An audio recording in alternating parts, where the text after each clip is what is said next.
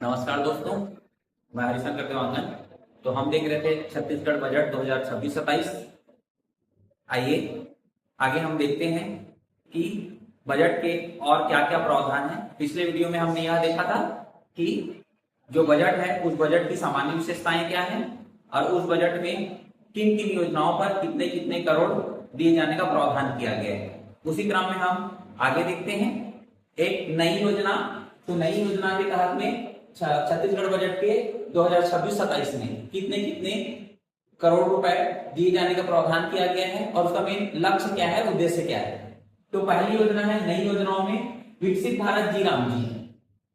हाल ही में जो सबसे शुरू लाई गई थी एक योजना नरेगा, उस नरेगा का नाम बाद में बदल करके मनरेगा कर दिया गया और वर्तमान में मनरेगा का नाम अभी बदल करके जी राम जी योजना कर दिया गया है। इस जी राम जी योजना के तहत 4,000 करोड़ रुपए का प्रावधान किया गया है इस बजट में और जो मनरेगा के तहत में 100 दिन रोजगार सुनिश्चित किया गया था उस 100 दिन के तहत के जगह में 125 दिन रोजगार सुनिश्चित किया गया है। उसी में मुख्यमंत्री आदर्श शहर समृद्धि योजना के तहत में 200 करोड़ रुपए का प्रावधान किया गया है, जिसमें नगर पालिका और नगर पंचायत के बुनियादी अधोसंरचना, नागरिक सेवा और स्वच्छता की बात कही गई है। 200 करोड़ रुपए किसके लिए दिया गया है? जो नगर पालिका और नगर पंचायत हैं उनके बुनियादी अधोसंरचना में, नागरिक सेवा में और स्वच्छता में खर्च किए जाने का प्रावधान किया गया है। उसी प्रकार मुख्यमंत्री द्रुतगामी सड़क संपर्क योजना के तहत में 200 करोड़ रुपए दिए जाने का प्रावधान किया गया है, जिसके तहत में राज्य के 2 लेन और 4 लेन का निर्माण करने का मुख्य लक्ष्य रखा गया है कि 2 लेन और 4 लेन सड़कों का हमें विस्तार किया जाना है, जिसके तहत में 200 करोड़ रुपए इस बजट में प्रावधान किया गया है। इसी प्रकार स्वामी विवेकानंद उत्कृष्ट शाला योजना के तहत में 100 करोड़ रुपए दिए जाने का प्रावधान किया गया है। इसका क्या मुख्य लक्ष्य है? इसका मुख्य लक्ष्य यह है कि शिक्षा की गुणवत्ता को आगे बढ़ाना। इसके तहत में 100 करोड़ रुपए दिए जाने का प्रावधान किया गया है।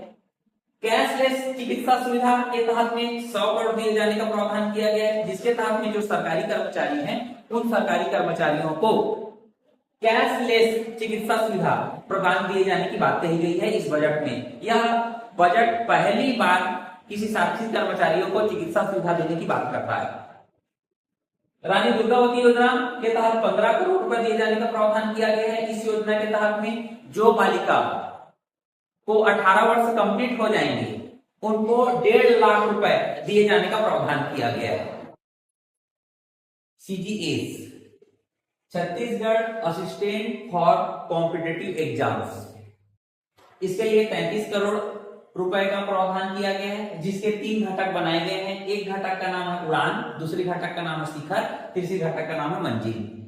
किसके किसके लिए उड़ान, शिखर और मंजिल है? तो उड़ान जो है वो नीट, जेईई और सीलैट एग्जामों के लिए इसको बनाया गया है इस संस्था का। उस संस्था का नाम उड़ान है। अगली संस्था है उसका नाम शिखर।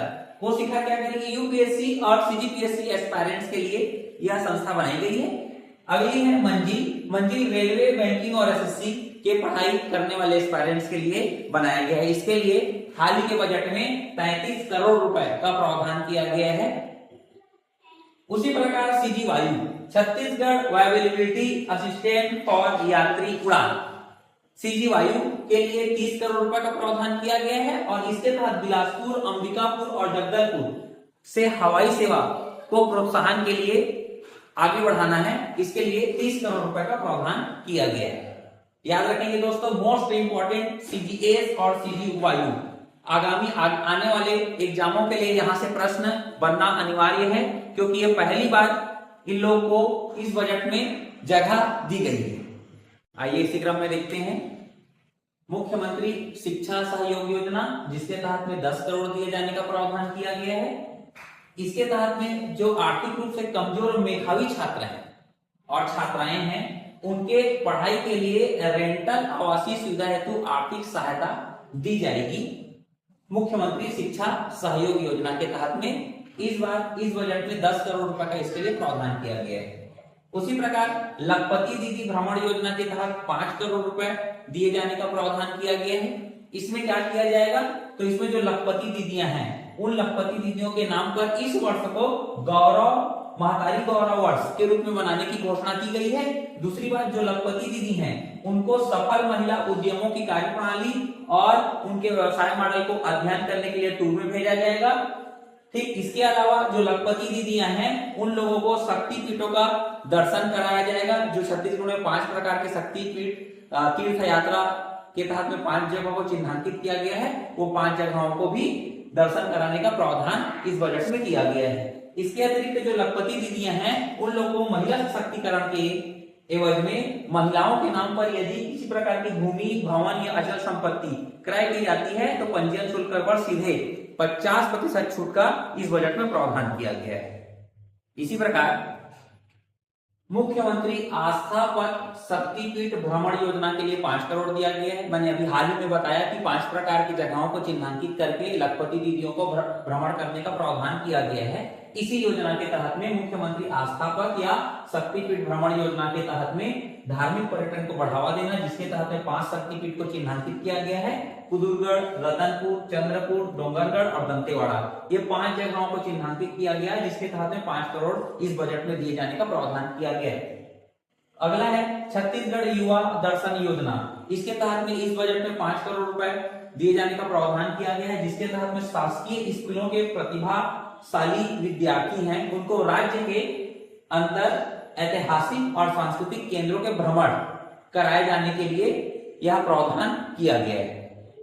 युवा दर्शन शासकीय स्कूलों के प्रतिभाशाली, ना कि प्राइवेट स्कूलों के, केवल ये शासकीय स्कूलों के प्रतिभाशाली विद्यार्थियों को राज्य के अंदर में ही, ना कि भारत भ्रमण, केवल राज्य के अंदर ही ऐतिहासिक और सांस्कृतिक केंद्रों के भ्रमण हेतु प्रावधान किया गया है। इस प्रकार इस बजट में जो नई योजनाएं हैं, इन नई योजनाओं के ये प्रमुख योजनाएं हमने इस बजट के माध्यम से देख लिया।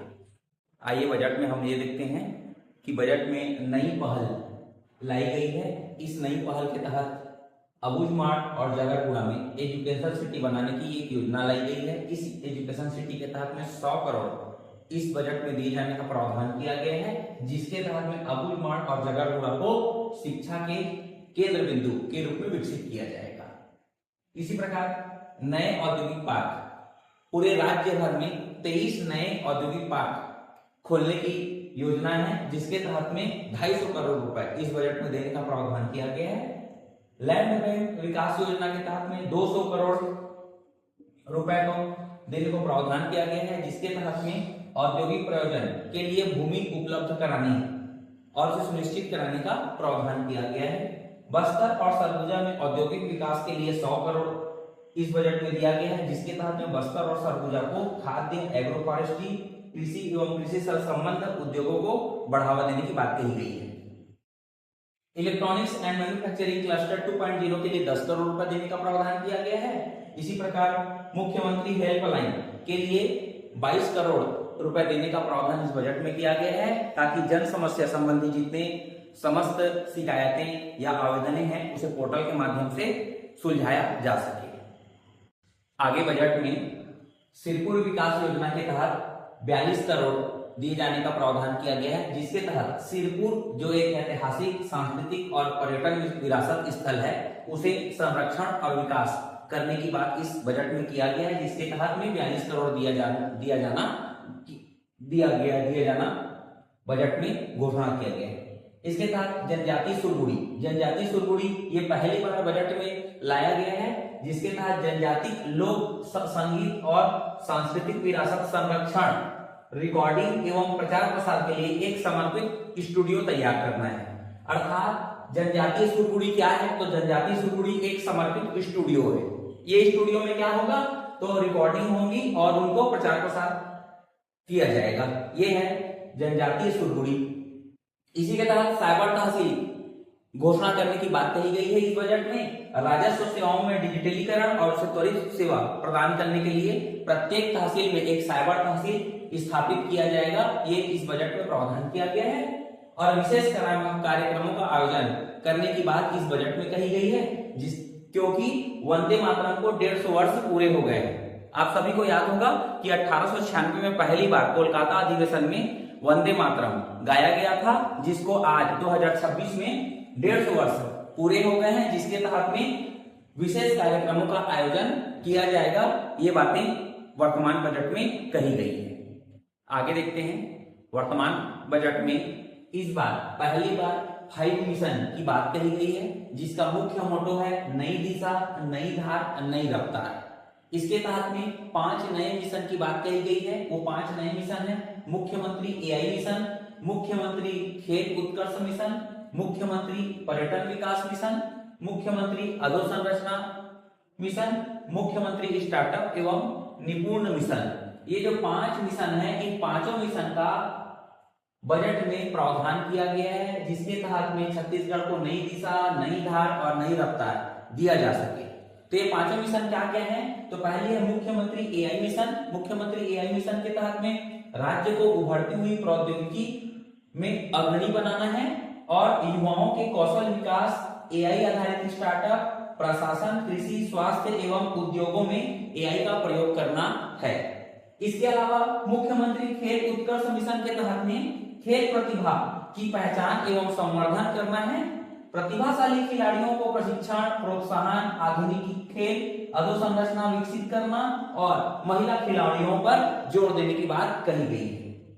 मुख्यमंत्री पर्यटन विकास मिशन के तहत में पर्यटन को बढ़ावा देना है तथा मेले, उत्कर्ष, प्रदर्शनियां, सांस्कृतिक कार्यक्रम, होम स्टे, टूर गाइड को कौशल विकास और स्थानीय हस्तशिल्प को बढ़ावा देना है।